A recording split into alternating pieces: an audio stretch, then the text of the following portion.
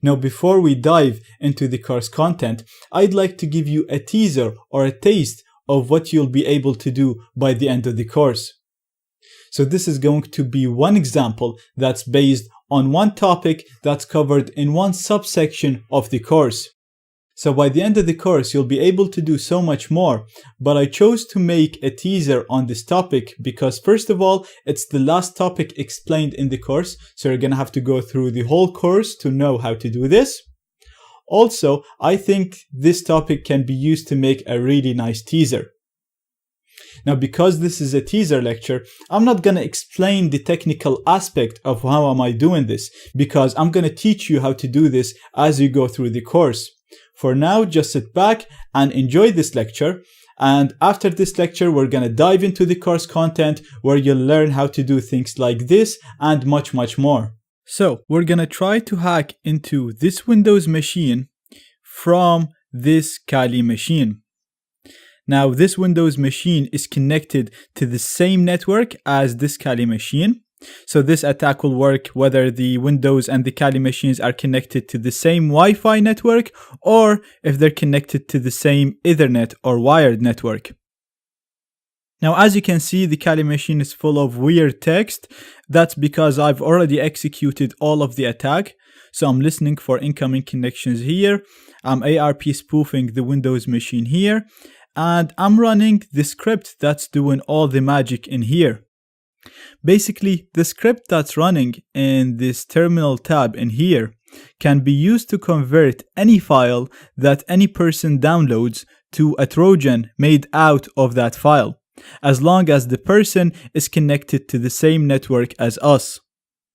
Now, this script is not something that we're just going to download and install. You're going to learn how to actually think and write scripts like this one. So throughout the course, we're going to implement this script ourselves using Python and man-in-the-middle proxy. So this script is already running, and let's go and see it in action. So let's say the target person wants to download Firefox. So we're just going to go to firefox.com. We get Firefox website. Now keep in mind, Firefox websites use HTTPS, so it's supposed to be secure against attacks like this one. Now the user is just going to go and download Firefox from the button that the website offers. And then the Firefox installer is going to get downloaded, as you can see here. Then I'm just going to go to my downloads to show you. As you can see, we have a file with an installer icon. It's called Firefox installer. If we double click this, it's an exe, so it's asking me if I want to run this exe. I'm going to say yes, I want to install Firefox. And as you can see, we have the publisher Firefox, which is all good. We're going to say yes, please install this for me. And then we're going to get the Firefox installer. So everything looks perfect, nothing suspicious at all. If we go to the Kali machine, you'll see that we actually gained access to this computer. And now I actually have full control over this computer and I can do whatever I want with it. So I can download, upload files, edit files, install programs, install viruses, log the keys, or do anything I want. I can even access the computer resources such as the mic or the webcam. So as you know, I like to run the webcam in my teaser lectures just to convey the idea that I have full control over the computer. So I'm just going to do webcam stream to open the webcam of the hacked computer. And as you can see, you'll see me through the webcam of the Windows computer. Now I'm going to close this, and this is not all that I want to show you. Now this script will also work with other file types. Because you're going to understand how this works and how to implement it yourself, you're going to be able to adapt it to get it to work with any file type. So let me close this. So I'm going to do Control-C, exit first to close this connection. So right now I closed my connection with the hacked machine. I don't have control over it anymore. And I'm going to do exploit again. And now I'm going to go to the Windows machine and I'm going to close this and I'm going to try to download a PDF. I'm just going to try to open a normal PDF file. So let's say the target wants to learn about network security. So they're going to look for network security PDF. And let's go to the first result in here. I'm going to click on that.